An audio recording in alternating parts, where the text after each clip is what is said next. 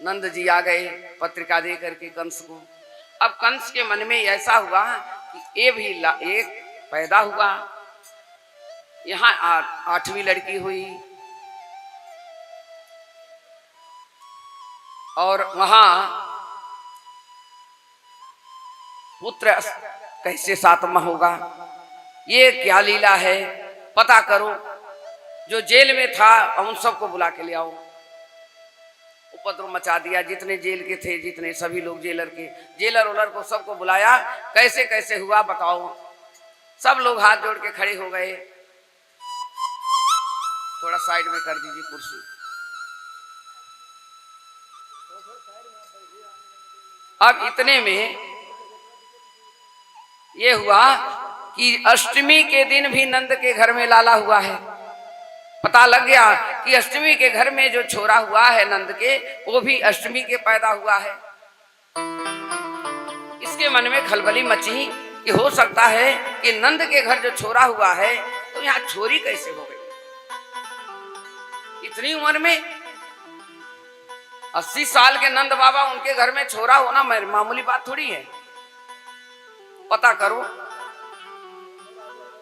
कौन कौन सा उत्सव मना रहे हैं, किस किस जगह जा रहे हैं। अगर गर्गाचार्य जी बच्चे का नामकरण संस्कार करेंगे तो समझ लो वही नारायण है। बहुत होशियार होते थे ये लोग, राजा लोग, तपस्या भी तो करते थे भाई। 10,000 वर्ष उसने तप किया था, ब्रह्मा जी से वरदान लिया था। अगर गर्गाचार्य ऋषि बच्चे का नामकरण संस्कार करेंगे तो समझ लो कि वही है छलिया विष्णु। पता लगा कि हुआ तो है, लेकिन ये भी पता लग गया, गर्गाचार्य जी को पता लगा 6 महीने का बालक डर के मारे अभी नामकरण नहीं हो रहा है। लाला लाला लाला लाला कह रहे हैं सब लोग। एक दिन आश्रम में गए नंद जी, गर्गाचार्य जी से कहने लगे कि बच्चों का नामकरण करवाना है।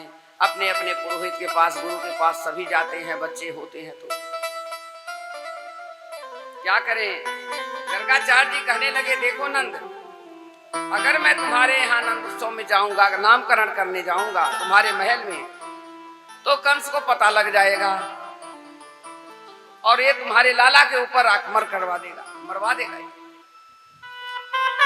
आप समझ लीजिए कि आपको नामकरण करवाना है तो आप ही हमारे आश्रम और यहाँ नहीं गौशाला में आइए।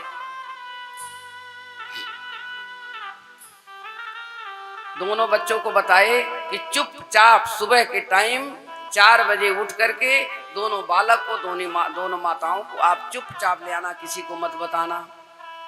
गर्गाचार्य जी गुरु हैं, अपने शिष्य की रक्षा कर रहे हैं। दोनों बालक को एक में रुक्मिणी एक गोद में ले लेती हैं, एक लाला को क्यों जशोदा जी ले लेती हैं और चुपचाप आगे आगे जा करके नंद बाबा धीरे से फाटक खोलते हैं। लकड़ी का दरवाजा है गौशाले का और गर्गाचार्य जी इंतजार कर रहे हैं। वहां आसन लगा दिए, दोनों माताएं बैठ गई अपने अपने बालक को लेकर के। अपने अपने बालक को लेकर के दोनों माता बैठ गई। अब वहां क्या हुआ कि माता कहने लगी, एक रोहिणी माता, जसोदा मैया थोड़ी सी चुलबुली थी, कहने लगी एक काम करो, गर्गाचार्य जी बहुत माने हुए ऋषि महात्मा हैं, तो हम क्या करें, हमारे वाले को तुम ले लो और तुम्हारे वाले को मैं गोद में ले लूं। दोनों जने बालक को बदल ली। बालक बदल करके बैठ गई आसन पे।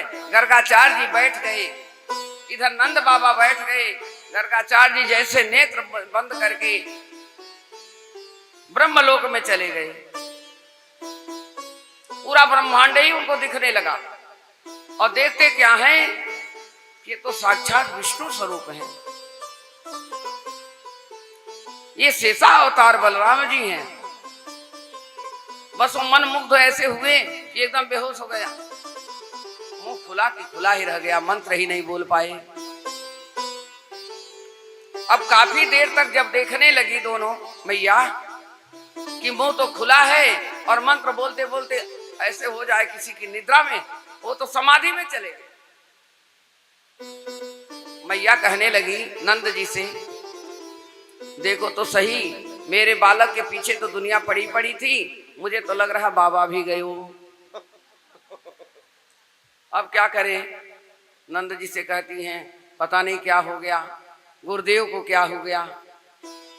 अब गुरुदेव तो समाधि में गए, पर अब जगाया कैसे जाए उनको?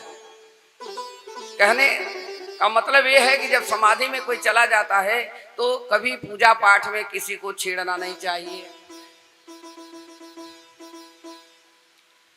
3-3, 4-4 घंटा मैं भी उस दिन बता रही बैठी तो मेरा भी मुंह खुला रह गया। तो मिश्रा जी की बहू आई, कह रही है उनको पता नहीं क्या हो गया, चाची को जगाओ जाके, घर में हमारे हलचल मच गई, क्या हो गया? अभी हम जिंदा हैं, मरे नहीं हैं अभी। हमें हंसी आ गई गुरुदेव के बात को लेकर के। तो गर्गाचार्य जी का मुंह खुला का खुला रह गया।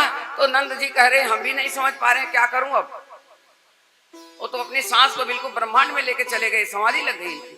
अब भगवान सोचने लगे कि ये तो समाधि में चले गए, गुरुदेव ये तो सब कुछ पता लग जाएगा, कहाँ चले गए तुम? रोने लगे, रो रहे हैं, तभी उनकी नींद, उनकी नेत्र नहीं खुल रहा है। तो गुरुदेव से कह रहे हैं अब लग रहा है कि अब ये तो गए और कुछ पता लग जाएगा अब। इतने में भगवान कृष्ण जी खेलने लगे। दोनों भाई आपस में खेलते खेलते और पैर को थोड़ा आगे बढ़ा करके मारे पैर से छट दी।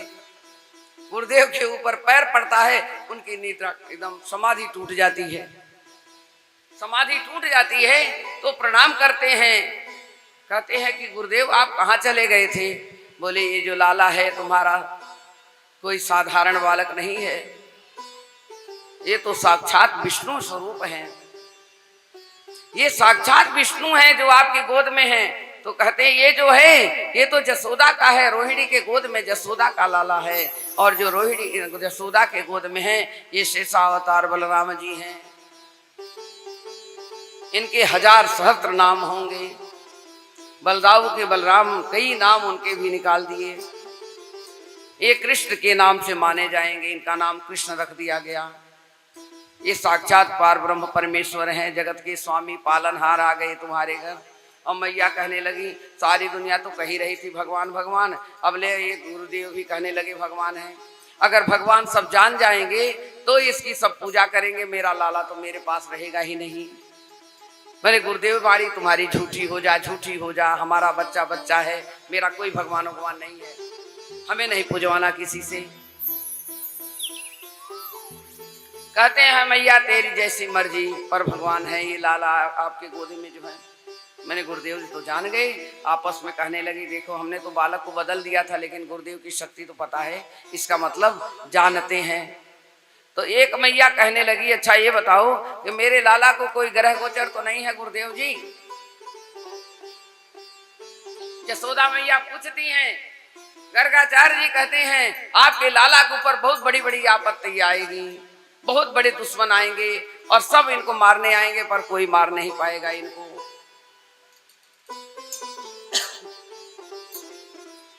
माता जी को सुन करके बड़ी तकलीफ हुई। बच्चा अभी पैदा ही नहीं हुआ, दुनिया के दुश्मन पैदा हो गए, पता नहीं कौन सी ग्रह आएगी, क्या होगा क्या नहीं होगा, हर माताओं को होता है। गुरुदेव जी इसका कोई उपाय करो। गुरुदेव कहने लगे जो साक्षात पार ब्रह्म परमेश्वर हैं उनके लिए मैं क्या उपाय कर सकता हूँ।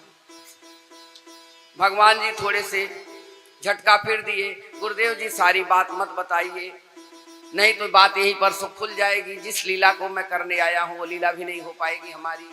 मैया भी समझ लेगी सारा ब्रह्मांड यहीं पर आ गया। माया में डाल दिए गुरुदेव को भी।